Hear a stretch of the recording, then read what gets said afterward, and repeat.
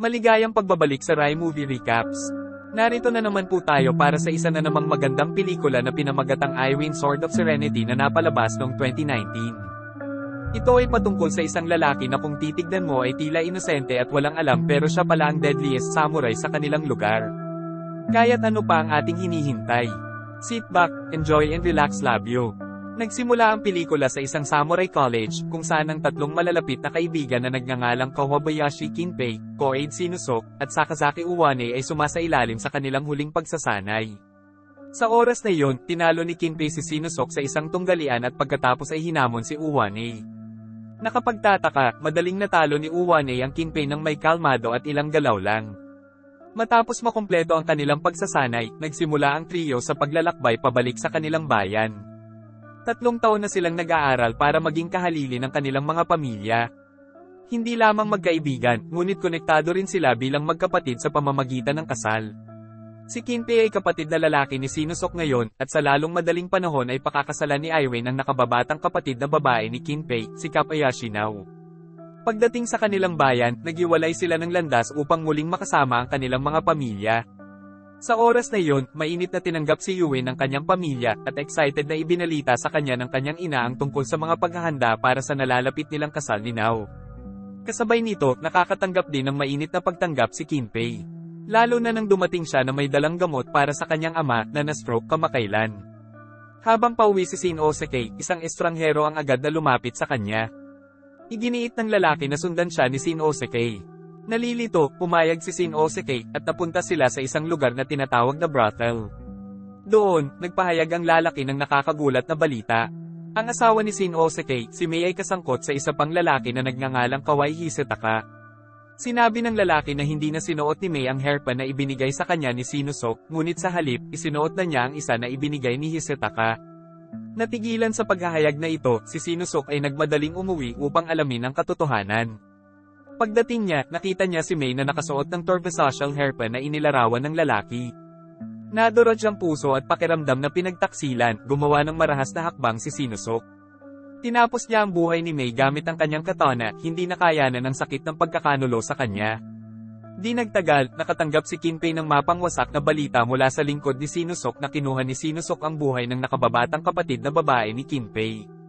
Puno ng galit at galit, nagmamadaling pumunta si Kinpei sa bahay ni Sinusok, kung saan niya natagpuan ang kanyang kapatid na babae na nakahiga na wala ng buhay.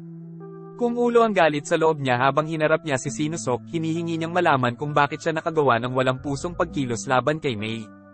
Pagkatapos ay ipinagtapat ni Sinusok ang katotohanan tungkol sa relasyon ni Mei kay Hisataka. Galit na galit si Kinpei, pakiramdam na si Sinusok ay kumilos ng padalos-dalos batay sa mga salita ng isang lasing na estranghero nang hindi direktang binibigyang verify ang katotohanan kay Mei. Bago pa umalma ang sitwasyon, lumabas ng bahay ang tiyuhin ni Sinusok. Tila hindi sumasang-ayon kay Kinpei para sisihin si Sinusok. Habang tumitindi ang tensyon, ang tiyuhin ni Sinusok ay kumilos upang salakayin si Kinpei. Mabilis na gumanti, hinawakan ni Kinpei ang kanyang katana at sinaktan ang tiyuhin ni Sinusok. Natigilan si Sinusok sa ginawa ni Kinpei. Hindi matanggap na kinuha ni Kinpei ang buhay ng kanyang tiyuhin. Bilang tugon, ipinakita ni Shin-Osuke ang katibayan ng pagdaraya ni Mei. Iyon ay isang hair clip na ibinigay sa kanya ng tiyuhin ni Shin-Osuke bilang patunay ng pagkakanulo. Pero doon, nilinaw ni Kinpei na medyo matagal nang nawawala ang hair clip. Sa katunayan, si Mei ay sabik na hinahanap ito. Para salubungin si Shin-Osuke mula sa kolehiyo, nagpasya siyang bumili ng tortoiseshell hair clip sa palengke. Umaasang gumanda para sa asawa. Matapos sabihin yon, sinadya ni Kinpei na iuwi ang bangkay ni Mei, ngunit tumutol si Sinusok na humantong sa isang mainit na paghaharap. Sa kalaunan, si Kinpei, na nadaig sa pagkabigo, ay pinabagsak si Sinusok sa isang hagod ng kanyang katana. Ang kalunos-lunos na insidente ay nagbunsod ng isang emergency na pagpupulong sa mga pinuno ng angkan. Itinuring nilang nagkasala si Kinpei sa paglabag sa mga patakaran at iniutos ang kanyang agarang pag-aresto. Samantala, nalaman ni Yuin ang tungkol sa pagkamatay ni Sinusok sa kamay ni Kinpei. Ang kanyang nakababatang kapatid na babae, si Sakazaki ay nagsiwalat na si Hisataka ay nagtago ng damdamin para kay Nao at patuloy na hinahabol siya. Alam nito, nagpadala si Mei ng liham kay Hisataka na humihimok sa kanya na itigil ang kanyang pagsulong kay Nao na malapit ng ikasal. Di nagtagal, tumugon si Hisataka sa sulat ni Mei at ipinagkatiwala ito sa tiyuhin ni Sinusok. Kasunod ng pagpapalitang ito, nagsimulang kumalat sa lipunan ng mga alingaw-ngaw tungkol sa relasyon ng asawa ni Shinazok kay Hisataka. Noong nakaraan, habang nag-uusap si Eyo at ang kanyang nakatatandang kapatid, ang kanilang ama ay sumugod na may nakababahalang balita na si Kinpei ay pumunta sa bahay ni Hisataka at nakagawa ng isang kakilakilabot na krimen. Nang marinig ito, agad na naghanda si Aiwei na umalis. Ipinagkatiwala niya ang Regalong pangkasal kay Eyo, at inutusan itong ibigay kay Nao kung may nangyari sa kanya. Nang dumating si Aiwei sa bahay ni Hisataka, nakita niyang napapalibutan ito ng mga security officer. Sa loob, natuklasan niya si Hisataka at ilang mga opisyal na patay. Sila ay naging biktima ng karahasan ni Kinpei sa kanyang pagtatangka na makatakas sa pag-aresto. Humingi ng pahintulot mula sa pinuno ng seguridad, pumasok si Aiwei sa bahay upang mangatwiran kay Kinpei. Pagdating sa loob, nakita ni Aiwei si Kinpei sa isa sa mga silid. Nakiusap siya kay Kinpei, ipinaliwanag na hindi na kailangan ng karagdagang pagdanak ng dugo. Gayunpaman, lumabas si Kinpei mula sa silid, na puno ng dugo ng kanyang mga biktima, at hinamon si Aiwei sa isang tunggalian. Sa kabila ng kanyang pag-aalinlangan, tinanggap ni Aiwei ng hamon, naghahanda para sa isang patas na laban. Dahil ayaw ni Aiwei na masaktan ng kaibigan, ipinagtanggol niya ang sarili sa halip na salakayin si Kinpei. Ngunit tila determinado si Kinpei na saktan si Aiwei, kaya kinailangan niyang gumamit ng isang galaw gamit ang kanyang espada na nauwi sa pagkatalo kay Kinpei sa isang pagkakataon. Pagkatapos noon, talagang nalungkot at nagilty si Aiwei sa pagkatalo niya kay Kinpei. Sa kabilang banda, si Nao, na ikakasal kay Aiwei, ay talagang nalungkot din nang mabalitaan niyang natalo ni Aiwei ng kanyang kapatid. Dahil si Kinpei ang dapat na susunod na pinuno ng samurai ng pamilya, si Nao at ang kanyang pamilya ay pinaalis sa clan at sa lungsod. Nang maglaon, nagsimulang magtrabaho si Aiwei sa isang restaurant bilang isang eel cutter dahil ayaw niyang manatili sa isang lugar pagkatapos ng nangyari kay Kinpei. Samantala, nakilala ni Io si Nao sa isang tulay para bigyan siya ng regalo mula kay Aiwei na iniwan niya bago pumunta kay Kinpei. Nang makabalik si Aiwei sa kanyang inuupahang silid, sinabi sa kanya ng may-ari, si Mr. Jinbei, na ang pagiging nasa Iwakata ay hindi tumutugma sa kanyang mga kakayahan at napakababa ng sweldo para mabayaran niya ang upa. Dahil doon, dinala ni Jinbei si Wan para mag-apply ng trabaho sa Imustoya, isang lugar kung saan nagpapalitan ng mga tao ng ginto at pilak na barya, at kumuha din ng mga bodyguard para sa proteksyon. Pagdating nila, pinakilala ni Jinbei si Wan kay Shumin, ang manager. Gayunpaman, ipinaliwanag ni Shumin na mayroon na silang 4 na bagong bodyguard. Di nagtagal, pinagalitan ni Okon, anak ni Jinbei, na nagtrabaho sa Imuzuya, ang kanyang ama dahil sa pagdadala ng eel cutter para mag-apply bilang bodyguard. Pinilit niyang umalis sila kaagad. Ngunit nang sila ay pupunta, isang grupo na pinamumunuan ni Bishaman no Tagoro ang dumating, na naging sanhi ng kaguluhan sa kanilang mga pilak na barya. Noong panahong iyon, sinuri ni Shuman ang mga barya na dala ni Tagoro at idineklara itong peke. At si Tagoro, na nagalit dito, ay nagdulot ng kaguluhan sa arena. Sa kabila ng kaguluhan, sinubukang makialam ng 4 na bagong upahang bodyguard ni Shuman. Ngunit madaling inatake ni Taguro at nasugatan ng isa sa kanila gamit ang kanyang katana.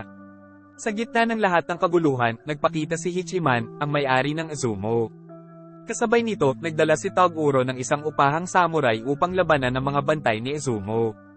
Madaling natalo ng samurai ang mga gwardya, kaya nagpa siya si Wei na hamunin siya. Ngunit doon, nag-alala si Jinbei para sa kaligtasan ni Aiwei, sinubukan siyang pigilan, gayunpaman iginiit ni Aiwei. Sa kabila ng pagdududa ng lahat, nagawa ni Aiwei na talunin ng samurai, na ikinagulat ng lahat. Pagkatapos, ipinaliwanag ni Kichin kung bakit nagsimula ang gulo. Ito ay dahil sa bagong pera na inilabas ng gobyerno. Ang pagbabagong ito ay nagalit kay Orakuzai, ang may-ari ng Awa House, na dati ay kumikita ng malaki sa pamamagitan ng pagpapalitan ng ginto at pilak na barya. Ngunit sa bagong pera, bumagsak ang negosyo ni Orakos, kaya sinubukan niyang pigilan ng kanyang grupo ang plano ng gobyerno sa pamamagitan ng pagpapababa ng halaga ng bagong pera at pag-target kay Imizuya, na sumuporta sa gobyerno. Matapos marinig ito, inalok ni Hichiman si Uwane ng trabaho bilang kanyang bodyguard, na malugod na tinanggap ni Uwane para sa isang mas magandang pagkakataon sa trabaho. Kinabukasan, nakipagkita si Okon kay Uwane para ipaliwanag ang kanyang bagong trabaho bilang bodyguard. Sinabi niya sa kanya ang tungkol sa kanyang mga oras ng pagtatrabaho, kung magkano ang babayaran sa kanya, at kung ano ang kailangan niyang gawin. Si Aiwei yun ay nakatanggap din ng pera mula kay Kichiman bilang gantimpala sa pagiging matapang sa Imazoya noong nakaraang gabi. Kinagabihan, nakipag-usap si Aiwei sa 2 pang bodyguard mula sa Imazoya, Kuroiwa at Yori. Hiniling niya sa kanila na bantayan si Tog-Oro, na madalas bumisita sa isang lugar ng pagsusugal. Doon, sinabi ni Aiwei na babayaran niya sila kung may nalaman silang importante. Sumang-ayon sina Kuroiwa at Eri at nagpunta upang panoorin ang lugar ng pagsusugal na pinamamahalaan ng Orakuzai. Makalipas ang ilang araw, bumalik si Kuroiwa na may dalang balita. Sinabi niya na nakipagkita si Tog-Oro sa dalawang samurai na nagbabalak na salakayin si Imazo ng gabing iyon. Ngunit habang nakikinig si Kuroiwa, may nakapansin sa kanya at nakarinig sa kanya. Nagawa niyang makatakas sa pamamagitan ng pagtalon sa malapit na ilog. Ilang sandali pa, sumugod si Iori para sabihin kay Aiwei na nasaktan si Kuroiwa habang nag-iimbestiga. Walang pagkaantala, pumunta si Aiwei sa Kichiman upang ibahagi ang natuklasan ng kanyang mga tauhan na ang mga tao mula sa Awa House ay bumibili ng mga peking barya sa isang lugar ng pagsusugal, at binalak ni Tokuro na salakayin si Aimazoe sa gabing iyon. Samantala, nag-iisang nakatayo si Nao sa isang bangin sa tabi ng dalampasigan, na wala ng pag-asa habang hinihintay si Aiwei, na hindi nagpakita. Nag-aalala rin siya sa kalungkutan ng kanyang pamilya, lalo na't hindi nila kayang bayaran ang kanyang ama na may sakit. Pagsapit ng gabi, si Kichiman, na batid ang maligalig na nakaraan ni Aiwei, ay iminungkahi na bumalik siya sa kanyang bayan. Ngunit kung tumanggi si Aiwei, nagpahiwatig si Kichiman sa isang pinagsasaluhang tadhana. Biglang dumating ang dalawang upahang samurai sa pangunguna ni Tog-Oro.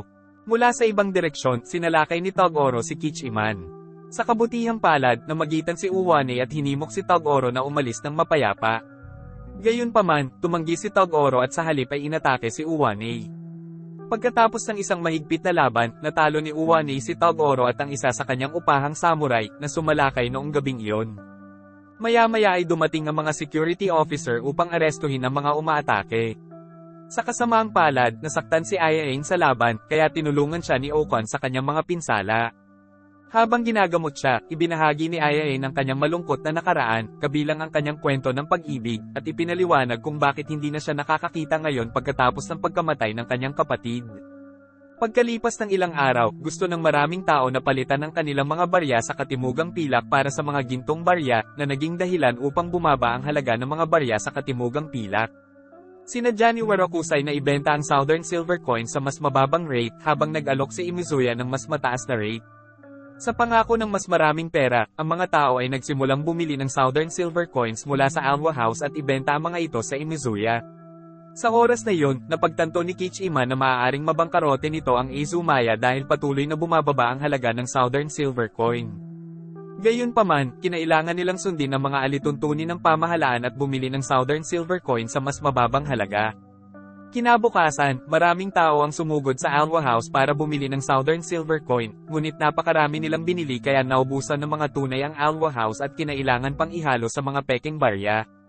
Di nagtagal, dumating ang isang mataas na ranggo na courtsman upang bumili ng mga barya, ngunit dumating ang mga opisyal ng seguridad at natuklasan ang mga peking barya. Inaresto nila ang manager ng tindahan, at si Orakuzai ay nagmamadaling tumakas.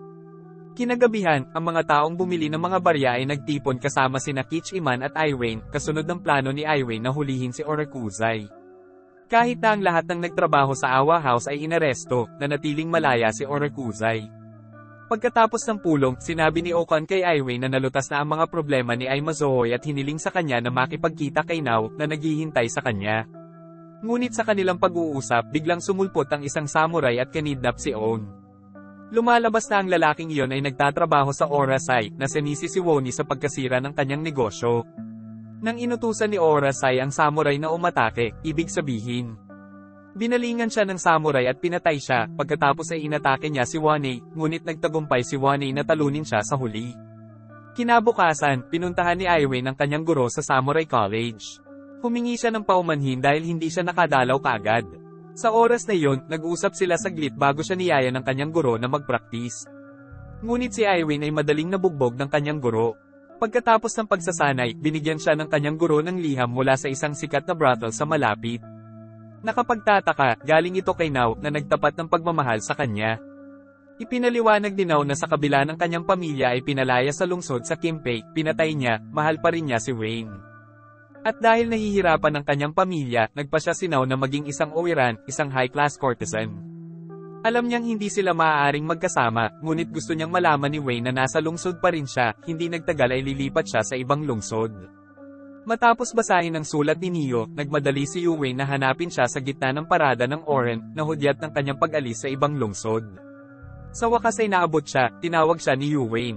Sa sandaling iyon, mahinahong tumalikod si Neo, hinalikan ng Red Along ibinigay sa kanya ni Yuwei noon, at nagpatuloy sa kanyang paglalakbay. Sa huli, hiniling ni Uwane kay Jinbei na tulungan siyang makahanap ng trabaho dahil nauubusan na siya ng pagkain. Noon lang, lumapit si Ocon at sinabi kay Uwane na gusto ni Kichima na bumalik siya sa trabaho sa Izumaya. Tuwang-tuwa, inayos ni Uwane ang kanyang mga gamit sa tulong ni Ocon. Habang magkasama silang naglalakad patungo sa kanyang bagong pinagtatrabahuan, tila masaya sila na nagpapahiwatig ng kanilang lumalagong pagmamahal sa isa't isa. At dito na nga nagtatapos ang pelikula natin para sa araw na ito. Maraming salamat sa panunood.